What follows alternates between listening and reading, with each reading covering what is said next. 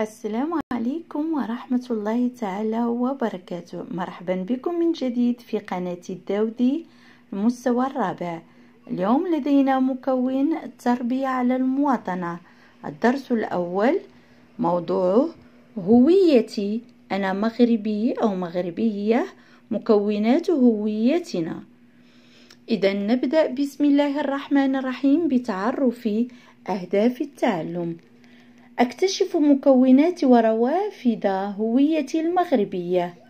أستخرج مكونات وروافد هويتي المغربية من الدستور، وأبرز دور تنوعها في تعزيز الوحدة الوطنية. إذا نقرأ فقرة أمهد لتعلمي. في ملتقى للتخييم وضمن أنشطة للترفيه والتكوين، طلبت منا المربية أن نعرف بهويتنا الوطنية. فكيف يمكننا أن نعرف بهذه الهوية؟ إذن كيف يمكن لنا أن نعرف بهذه الهوية؟ تابعوا معي. إذن ألاحظ وأكتشف. إذا لاحظوا معي الصورة التي أمامكم. مطلوب منا أن نلاحظ الوثيقة الأولى، لأن هذه الوثيقة الأولى، ونحدد موضوعها ثم نجيب عن الأسئلة. إذا ما موضوع هذه الوثيقة التي أمامكم؟ تلاحظوا. إذا موضوعها أطفال يعرفون بهويتهم. أطفال يعرفون بهويتهم. إذا سنجيب عن الأسئلة. أقرأ محتوى ما جاء في تعريف كل طفل بهويته. إذا كما تلاحظون هنا عندنا مخيم، ثم عندنا هنا المربية، سيدة واقفة هنا تقوم بطلب من الأطفال أن يعرفوا بهويتهم. إذا نبدأ بالطفل الأول. ماذا قال؟ إذا الطفل الأول قال: اسمي محمد ضيوف. محمد ضيوف مغربي، أو الضيوف مغربي مسلم من أصول سنغالية. ننتقل الآن إلى الطفل الثاني. الطفل الثاني قال: اسمي عمر السقاط مغربي مسلم من أصول عربية. ثم الطفلة الثالثة قالت: اسمي خديجة أيت إدر مغربية مسلمة من أصول أمازيغية. الطفل الرابع قال: اسمي داود بن حييم مغربي يهودي. ثم ننتقل إلى الطفلة الخامسة. قالت: اسمي نزهة الطريس مغربية مسلمة من أصول أندلسية. ثم ننتقل إلى الطفل السادسة والأخيرة. قالت: اسمي فاطمة ماء العينين مغربية مسلمة من أصول صحراوية حسانية. لاحظوا معي، كلهم أطفال يقومون بالجلوس بطريقة دائرية ووسطهم العلم المغربي. لاحظوا العلم المغربي. إذا الآن ماذا طلبوا منا في السؤال الثالث؟ استخرج أوجه التشابه والاختلاف في هذه العناصر المميزة لهويتهم. كما تلاحظون أعزائي التلاميذ، فهؤلاء الأطفال كلهم اشتركوا في كونهم مغاربة، كلهم لديهم هوية مغربية. إذن هذا هو عنصر تشابه في أوجه التشابه فيما بينهم. أما الاختلاف فيعود إلى أصولهم. كل طفل له أصول ينحدر منها، فهناك أصول صحراوية حسانية، هناك أصول عربية مسلمة عربية، هناك أصول أيضا سنغالية مسلمة سنغالية، أصول أمازيغية، هناك من هو مغربي يهودي. إذا هناك أيضا مسلم من أصول أندلسية، فالاختلاف يعود إلى أصولهم. إذا ننتقل الآن إلى آخر سؤال في هذه الفقرة. أطبق الطريقة التي عرف بها الأطفال هويتهم لأعرف بدوري بهويتي. أنت أيها التلميذ عرف بهويتك. ما اسمك ومن أين تنحدر؟ هل أنت مسلم من أصول عربية، أو من أصول صحراوية حسانية، أو أمازيغي، أو قد تكون من أصول سنغالية، أو قد تكون من أصول أندلسية، أو يعود أصلك إلى يهودي مغربي يهودي. إذن فهناك أصول مختلفة. ننتقل الآن إلى فقرة استثمر وأنتج. إذن ماذا طلبوا منا هنا؟ أن نقرأ الوثيقة الثانية جيدا، ونستعين بما جاء في فقرة أغني معجمي، ثم أجيب عن الأسئلة. إذن أول شيء سنقرأ هذا النص الذي هو عبارة عن نص من دستور المملكة المغربية لسنة 2011 ميلادية حول هوية المغرب. إذن نقرأ: المملكة المغربية دولة إسلامية ذات سيادة كاملة متشبثة بوحدتها الترابية وبصيانة تلاحم وتنوع مقومات هويتها الوطنية الموحدة بانصهار كل مكوناتها العربية الإسلامية والأمازيغية والصحراوية الحسانية والغنية بروافدها الإفريقية والأندلسية والعبرية والمتوسطية. إذن المصدر عندنا هنا المملكة المغربية، الجريدة الرسمية، النشرة العامة، المطبعة الرسمية الرباط، 30 يوليو 2011، عدد 5964، مكرر الصفحة 3601. إذن أعزائي التلاميذ، قرأنا هذه الوثيقة.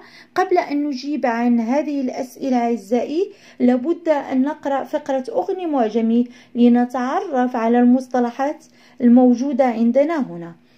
إذن أغني معجمي: الدستور. ماذا نقصد بالدستور؟ الدستور هو وثيقة تتكون من مجموعة من القواعد التي تحدد شكل الحكم وتنظم حياة المجتمع أفرادا وجماعات من حيث الحقوق والواجبات والحريات العامة. ماذا نقصد بمكونات الهوية المغربية؟ عندما نقول مكونات الهوية المغربية فنقصد بها العناصر المكونة للمجتمع المغربي بجماعاته العربية الإسلامية والأمازيغية والصحراوية الحسانية. هذا ما نقصد به بمكونات الهوية المغربية. أما عندما نقول روافد الهوية المغربية فماذا نقصد بها؟ هي العناصر الرافدة للمجتمع المغربي بجماعاته الإفريقية والأندلسية والعبرية والمتوسطية. إذن هي عناصر رافدة للمجتمع، داعمة للمجتمع المغربي بجماعاته، سواء كانت إفريقيا أو عبرية وأندلسية ومتوسطية. عندنا عبارة انصهار. ماذا نقصد بهذا المصطلح؟ عندما نقول انصهار بمعنى تداخل، بمعنى اندماج وتلاحم. إذن سنجيب الآن عن أسئلة فقرة استثمر وأنتج. والسؤال الأول فيها: أذكر مكونات الهوية المغربية انطلاقا من الدستور. تعرفنا على المكونات الهوية المغربية، نعود إلى النص الخاص بالدستور المغربي. ماذا يقول؟ يقول الدستور المغربي بأن هذه المكونات التي هي كما قلنا مكونات الهوية المغربية سواء كانت عربية إسلامية أو أمازيغية صحراوية وحسانية. لأن عندنا العربية الإسلامية، عندنا الأمازيغية، ثم الصحراوية الحسانية. هذه هي مكونات الهوية المغربية. أما السؤال الذي يليه: فأسمي روافد الهوية المغربية انطلاقا من الدستور مرة أخرى. إذن روافد الهوية المغربية، وهي التي قلنا هي كدائم للهوية المغربية، تعود إلى روافد إفريقية وأخرى أندلسية، أيضا عبرية ومتوسطية. إذن عندنا روافد إفريقية، أندلسية، أيضا العبرية والمتوسطية. إذن كما لاحظتم أعزائي، عرفنا الفرق بين مكونات الهوية المغربية ثم روافد الهوية المغربية. ننتقل هنا: استخرج ما يميز كل من مكونات وروافد الهوية المغربية. إذن الهوية المغربية فهي تتكون كما قلنا قبل قليل من أصول عربية أو أصول، نبدأ أصول كما جاء هنا في الوثيقة الأولى، مسلمة ومن أصول سنغالية، أو قد تكون من أصول مسلمة ومن أصول عربية، وقد تكون أيضا من أصول أمازيغية، مسلمة ومن أصول أمازيغية، قد تكون مغربية يهودية، إذن عبرية، هذا ما قلنا بالعبرية وهي روافد. ثم عندنا هنا من أصول تكون مسلمة مغربية مسلمة ولكن من أصول أندلسية أيضا هذه من الروافد. ثم عندنا هنا مسلمة مغربية ولكن من أصول صحراوية حسانية، إذن هذه من الهوية المغربية. إذن عندنا هوية المغربية كما قلنا عربية إسلامية، وعندنا أمازيغية، ثم عندنا صحراوية حسانية. الروافد عندنا إفريقية، ثم عندنا اليهودية العبرية، وعندنا الأندلسية. إذا ننتقل للسؤال الموالي. أبرز أهمية الحرص على صيانة تلاحم هذه المكونات والروافد في تعزيز الوحدة الوطنية. إذا قلنا كل هذه المكونات سواء كانت مكونات الهوية المغربية أو الروافد الهوية المغربية، فكلها تلعب دورا كبيرا في تلاحم الوحدة الوطنية وتعزيز الوحدة الوطنية. إذن كلنا مغاربة، كلنا يجب أن نعمل على بناء هذا الوطن، فكلنا لدينا حقوق وعلينا واجبات يجب القيام بها، وحقوق يجب أن نتمتع بها، وحريات عامة أيضا يجب التمتع بها. ننتقل إلى السؤال الذي يلي، آخر سؤال عندنا في هذه الفقرة. أعبر عن شعوري إزاء هويتي المغربية وأحترم هوية الآخر، بمعنى غير المغربي.